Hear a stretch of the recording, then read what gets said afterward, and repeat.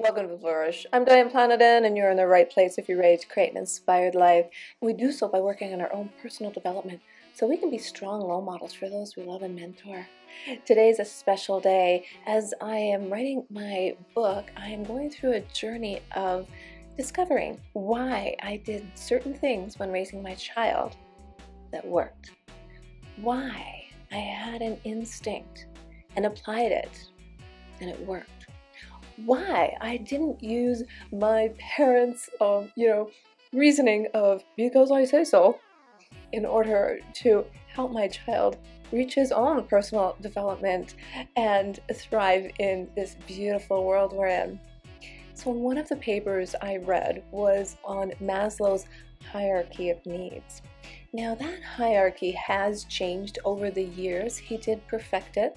Originally it had 5 levels and he ended with 8. So we're going to briefly go through why each level is important and how it may help you in reaching your own personal development goals, in reaching your own dreams and aspirations, and maybe helping someone else too. So here we go. Originally written in 1943 as a theory of human motivation, Maslow's hierarchy of needs has become a way that we can all adapt. We all can learn that, hey, this is just our human nature. This is how the world works. Yeah, it's a little bit flexible. Let's start with the basics. The physiological needs, air, water, food, clothing, sheltered, that's our survival mode. That's our survival instinct. And guess what? We don't even have to think about it. It just happens. And our bodies know if something's lacking, we'll crave something different in our appetite. Our bodies know what to do. You really don't have to teach a person to be hungry. Your body tells you when it's time to eat. And, the interesting thing about this paper on the physiological part of it is that Maslow talks about how when a person thinks they're hungry, they might actually be seeking simply comfort. Think comfort food. Think, instant gratification when when you feel like having that bag of chips, right? But what was really interesting about this first base, and he talks about it a lot because it's an important one, that the human being who is missing everything in life in an extreme fashion is most likely that the major motivation would be physiological needs rather than any other. A person who is lacking food, safety, love, and esteem would most probably hunger for food more strongly than anything else. That hunger for it can just overtake you. When you're hungry, you can't think. When you don't have food, you can't think. You need that one basic baseline food. And that made me pose a question to myself as I was reading this paper: is this why homeless people are such good survivors? And he actually answered it in this paper for me. So yes, those basic needs are being met, right? He goes on to say the receptors and efforts, the intelligence, memory, habits, all may be defined simply as hunger gratifying tools. Let me say that again. When you satisfy your hunger, the receptors and effectors, the intelligence, memory, habits, all may now be defined simply as hunger gratifying tools.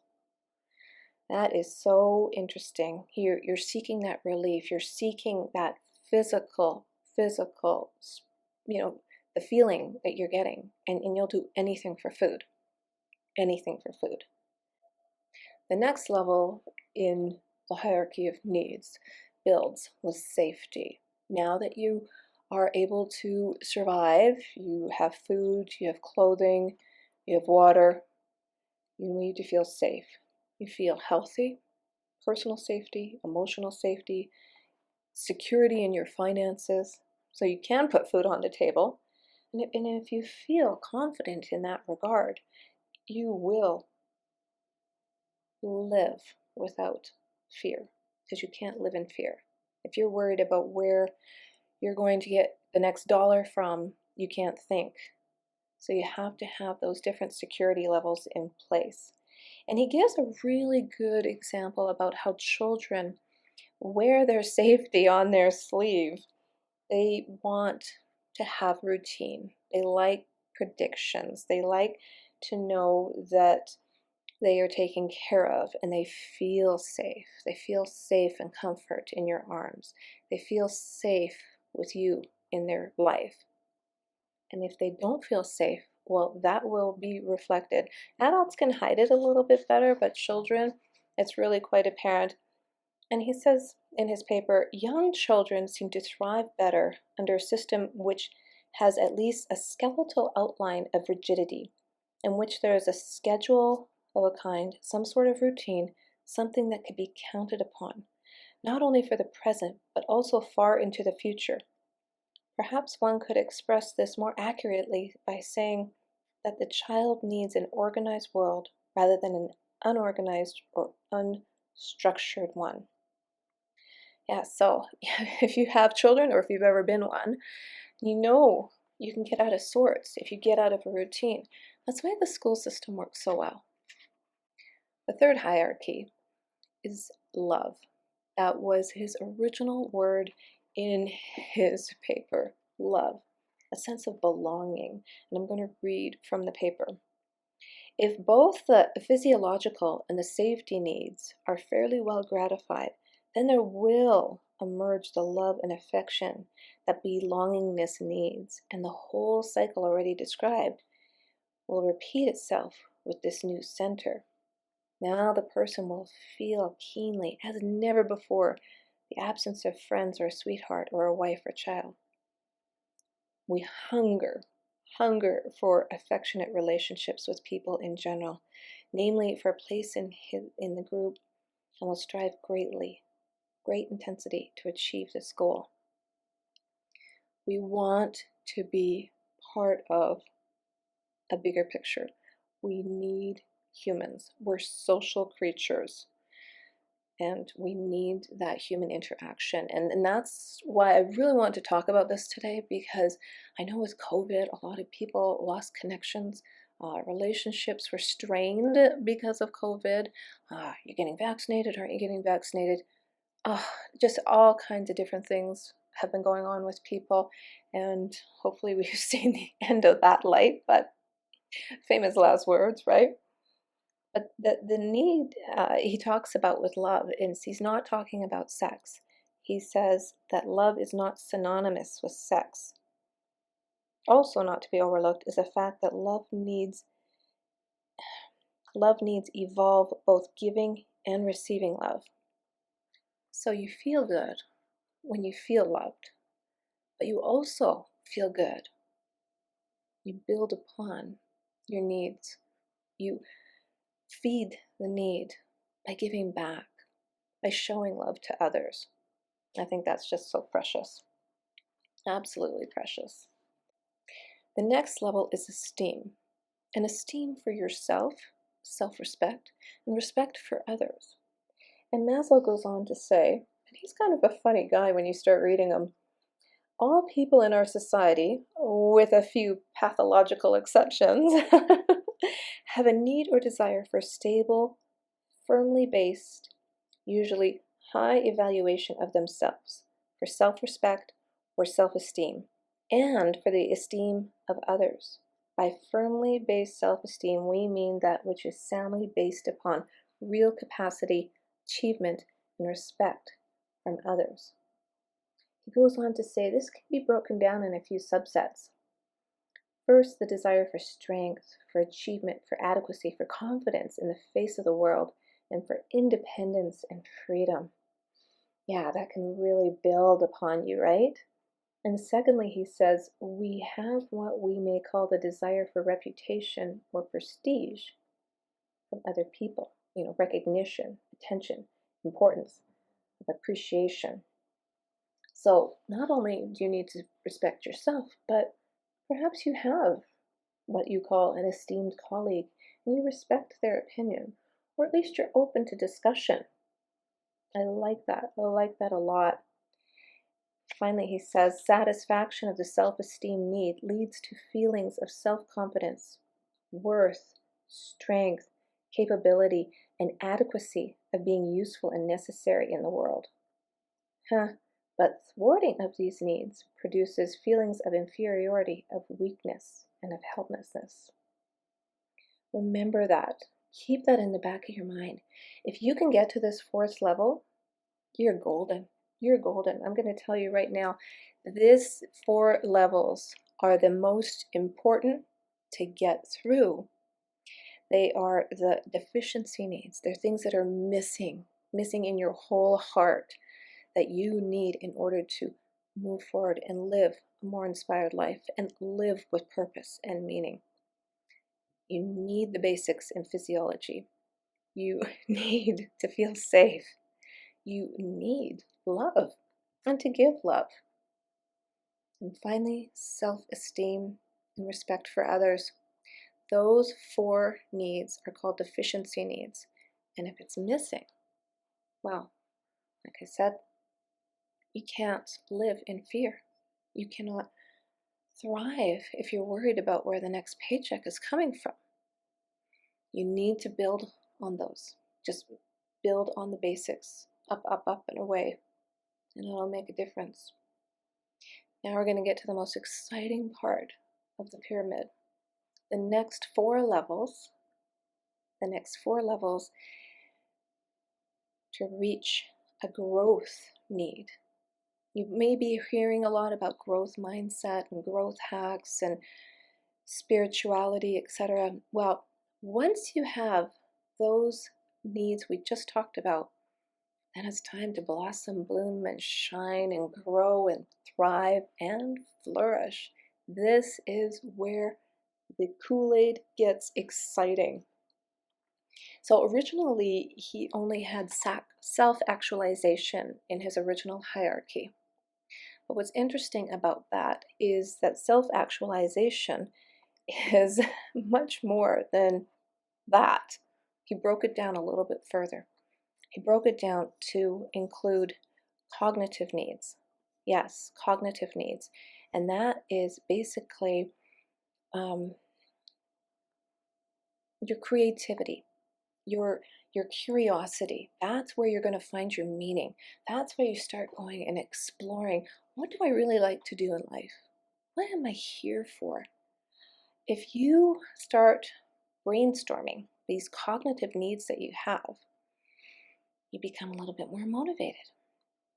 If it's something you love to do, if you love to paint, if you love to play the piano, if you love to write, if you love to research, if you love math, it's finding that.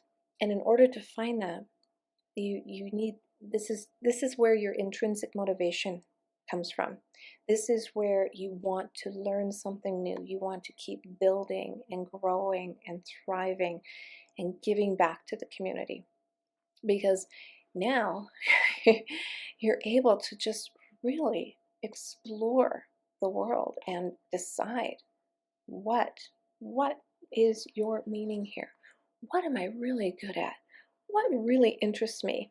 And I'm not saying do what you love and you'll never work a day in your life. You have to take action. You have to work at it. You have to build that mastery. Because if you can't decide what your purpose is, if you can't find what your purpose is, then you get to create it. You get to create it. Yes. The best way to predict your future is to create it. Abraham Lincoln said that. And it still rings true today, because then you can expand on the possibilities of what you can do. Expand on the possibilities, and you can be what you're meant to be. Next, he added aesthetic. Now, aesthetic may sound more like, oh, good, I get to look beautiful now, right? But aesthetic needs are more like, let's pay attention to the beauty that surrounds us, the beauty in nature, and appreciate it, and be aware that you are unique and you are like a butterfly now Okay, you're out of that cocoon and your wings are ready to fly. And guess what? How beautiful is a butterfly? When you reach that, then you start feeling, you're feeling good about yourself now. You're getting creative. You pay attention to what you're looking like yourself. You're no longer wearing tights as your only attire. Like, just, you're getting out there. And you're getting out into nature and observing everything around us. And then when you connect with that, then you notice things differently. I believe Coco Chanel said, dress shabbily, and they notice the dress. Dress impeccably, and they notice the woman. So you can improve on your physical appearance, your environmental appearance, and really take inspiration from the beauty of the world. I really like that. Now the next level, now that you've got all your basics covered, you're ready to learn, you're creating, you're taking pride in yourself, in your surroundings, is self-actualization. And he says on self-actualization, what a man can be, he must be. What a woman. However you identify, it's fantastic. And he says in his paper, even if all these needs, the ones I just mentioned, are satisfied, we may still often, if not always, expect that a new discontent and relentlessness will soon develop unless the individual is doing what he or she is fitted for. This comes back to creativity. He says a musician must make music, an artist must paint, a poet must write, if they're ultimately to be happy. What a man can be, he must be. Yes, this need we call self-actualization, self-fulfillment, the desire, the tendency to become more and more what one is, to become everything that one is capable of becoming. Now that's, if that's not a theory of human motivation, I don't know what is. Like, that is absolutely spectacular. And the very top of the triangle is your peak performance level, your transcendence needs, also known as your spiritual needs. He says transcendence refers to the very highest and most inclusive or holistic levels of human consciousness, behaving and relating as ends rather than means to oneself, to significant others, to human beings in general, to other species, to nature and the cosmos. And this is not mystical. This has basically been around, and depending on what your belief system is, because I did hear the other day there's over 4,000 religions in the world, so we're not going to try and unpack all that. What we're going to understand is you need to feel your mind, body, and spirit. That can be met on different levels. But when that need is met, and that's why meditation has made its way back into our life, you have a higher feeling of peak performance. And it's really the cherry on top of the cake. It really is. It's absolutely fantastic. So he goes on to say in this paper, and I'm not going to spend a lot of time on transcendence only because it's whatever moves you and how you deal with it. But that's all part of the growth. We began with the baseline and then the 4 levels of growth to reach your highest peak performance. Now, he does clarify in his paper that some people, might do the levels in different orders, may or may not fit with their environment, their culture, etc. Once you reach that growth mindset, he says, the specific form that these needs will take will of course vary greatly from person to person. In one individual, it may take the form of desire to be an ideal mother. In another, it may be expressed athletically, and still another, it may be expressed in painting pictures or in inventions. It is not necessarily a creative urge, although in people who have capacities for creation, it will take this form. And that's why I mentioned math before. Although a mathematical mind is really quite a beautiful thing, but it's not for everybody. So I'm again simplifying things, but I think he really got it in a nutshell. He goes on to say, there are some people in whom, for instance, self-esteem seems to be more important than love. This is the most common reversal in the hierarchy, and it's usually due to development of the notion that the person who is most likely to be loved is a strong or powerful person, one who inspires respect or fear, or who's self-confident or aggressive. Therefore, such people who lack love and seek it may try hard to put on a front of aggressive, confident behavior, but essentially they seek high self-esteem and its behavior expressions more as a means to an end than its for own sake. They seek self-assertion for the sake of love rather than for self-esteem itself. So that's a prime example of how different people will use these different hierarchies to what suits their personality and their situation, and why those four first levels, the deficiency levels, are so important to keep those strong, if at minimum. So then you can go on to the next level of the growth. Go on for the growth. If I were permitted the usage, he says, I should then say simply that a healthy person is primarily motivated by need to develop and actualize their fullest potential and capacities. That is, be motivated to develop and actualize your potential and capacities. Humans are amazing. We can stretch, we can grow, we can thrive. So if you're struggling to figure out, what am I good at? What do I want in my life? You have to start experimenting. You have to start trying out different things. Maybe as a child, you used to love to draw. Your dream was always to create a comic book. Maybe you want to write that novel, memoir, news article. Maybe, just maybe, you can grow and stretch a little more, because then, just maybe, you will live a more inspired life.